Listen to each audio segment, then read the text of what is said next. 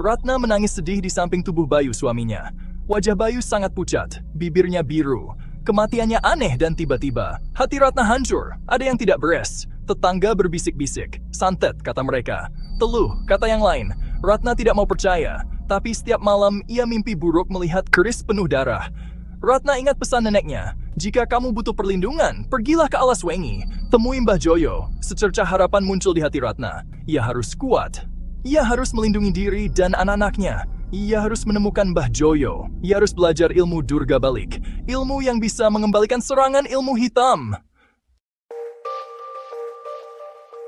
Alaswengi, namanya saja sudah menakutkan. Hutan gelap yang penuh misteri. Tempat Mbah Joyo, sang pertapa, tinggal. Ratna melangkah pelan masuk ke dalam hutan. Suara binatang malam terdengar menakutkan. Angin berbisik seperti menguji keberaniannya. Rasa takut menyerangnya. Tapi tekadnya sudah bulat. Berhari-hari Ratna mencari di hutan. Ia bertanya pada penunggu Alaswengi, "Di mana Mbah Joyo?" Tanyanya hati-hati.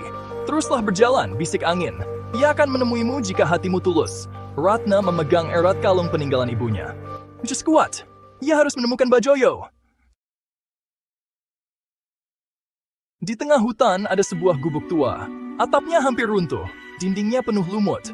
Disitulah Ratna bertemu Mbah Joyo. Mbah Joyo duduk bersila, wajahnya penuh kerutan, matanya tajam. Ia seperti bisa membaca pikiran Ratna. "Kau mencari ilmu Durga Balik?" tanyanya. Ratna bersimpuh. "Tolong ajari saya, Mbah. Saya ingin melindungi keluarga saya." Suaranya bergetar menahan tangis. Mbah Joyo menatap Ratna dengan pandangan sulit dimengerti. "Ilmu Durga Balik bukan ilmu sembarangan. Ilmu itu punya risiko besar. Kamu siap menanggungnya?" "Saya siap, Mbah," jawab Ratna mantap. Demi keluarganya, ia siap melakukan apa saja. Mbah Joyo mengangguk. "Baiklah, tapi ingat, ilmu ini sangat berbahaya. Kau harus melewati 3 syarat. Pertama, puasa muti selama 40 hari. Tidak boleh makan dan minum apapun kecuali air putih. Kedua, bermeditasi di kuburan selama 7 malam berturut-turut. Ketiga, menghafal dan memahami mantra Durga Balik." Ratna mendengarkan dengan serius. Syarat-syarat itu tidak mudah, tapi ia tidak takut. Ia harus kuat. Ia harus menguasai ilmu Durga Balik. Mbah Joyo memberi Ratna sebuah kitab tua. Kitab itu berisi mantra Durga Balik. "Hafalkan dan pahami artinya," pesan Mbah Joyo. "Ilmu ini bukan untuk balas dendam." Hari demi hari Ratna lalui dengan tekad. Ia berpuasa, bermeditasi, dan belajar mantra Durga Balik. Ia merasakan perubahan besar dalam dirinya. Mbah Joyo terus membimbing Ratna. Ia mengingatkan Ratna tentang pantangan ilmu Durga Balik. "Jangan digunakan untuk kejahatan," pesan Mbah Joyo. "Ilmu ini hanya untuk melindungi diri." Ratna merasa bingung. Ia ingin membalas dendam pada orang-orang yang telah menyakiti keluarganya. Tapi ia juga takut akan akibatnya. Suatu malam, Ratna mimpi buruk. Ia melihat dirinya berubah menjadi sosok mengerikan. Ia melihat orang-orang yang disayanginya menderita. Ratna tersentak bangun. Keringat dingin membasahi tubuhnya. Ia takut. Ketakutan Ratna hilang saat ia mendengar kabar duka. Anak perempuannya sakit misterius. Ratna curiga ini ulah musuhnya. Kemarahan menguasai dirinya. Ratna memutuskan menggunakan ilmu Durga Balik. Ia membaca mantra dengan penuh amarah. Ia mengarahkan kekuatannya pada orang-orang yang ia curigai.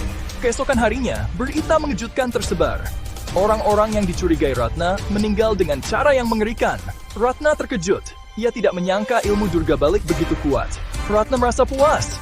Musuh-musuh telah hancur. Tapi kepuasan itu hanya sebentar. Perasaan bersalah mulai menghantuinya. Rasa bersalah terus menghantui Ratna. Ia dihantui mimpi buruk. Wajah-wajah korbannya muncul dalam tidurnya. Mereka menjerit kesakitan, menyalahkan Ratna. Ratna tidak tenang. Ia mencoba melupakan kejadian itu.